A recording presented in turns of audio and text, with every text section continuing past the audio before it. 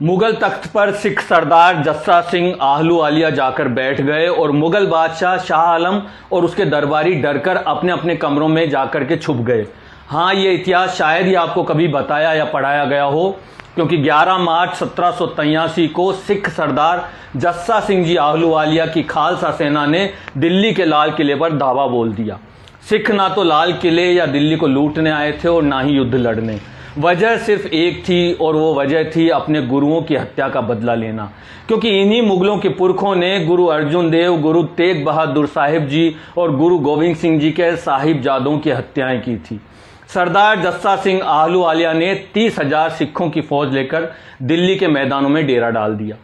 जिस जगह हमला करने से पहले यह सिख फौज रुकी हुई थी, दिल्ली में अपनी सेना का जहां पड़ाव डाले हुई थी, वो जगह आज हजारी कोट यानी 30 हजारी कोट के नाम से आज भी दिल्ली में मेन स्पॉट है। हाँ, इन्हीं 30,000 सिख लड़ाकों के नाम पर वो जगह आज भी है। अब सिखों ने यहां से कूच करते हुए दिल्ली के लाल किले पर चढ़ाई कर दी। मुगल किले की मजबूत दीवारों में छेद करके सारे सिख सैनिक अंदर घुस गए। मुगल बादशाह शाह आलम इस वक्त दीवाने खास में ऊपर बने हुए अपने तख्त पर बैठा हुआ था। पास में मुगल सेना थी और उसके दरबारी भी थे। सेनापति जस्सा सिंह जैसे ही मुगल बादशाह शाह आलम की ओर बढ़े, उसके तख्त तक पहुंचते बादशाह वहां से कूदकर भागा और साथ ही सारे मुगल सैनिक डरकर किले के अंदर बने कमरों में घुस गए।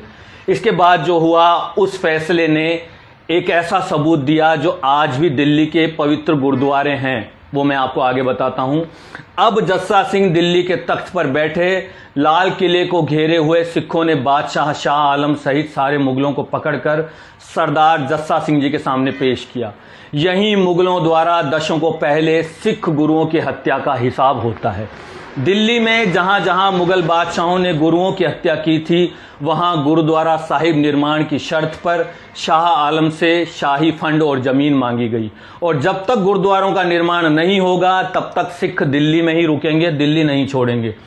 लगभग 9 महीने तक, यानी मार्च से दिसंबर 1783, जब तक दिल्ली में श्री शीशगंज साहिब गुरुद्वारा, श्री रकाबगंज साहिब गुरुद्वारा, श्री बंगला साहिब गुरुद्वारों का निर्माण नहीं हुआ, दिल्ली की मुगल सल्तनत और टैक्स के मालिक भी सिख ही बने हुए थे। यह घटना सिर्फ सैन्य विजय नहीं थी, बल्कि हमारे उन गुरुओं के सम्मान की पुनर्स्थापना थी जिन्होंने धर्म की रक्षा के लिए अपने प्राण त्याग दिए थे, अपने जीवन का बलिदान कर दिया था।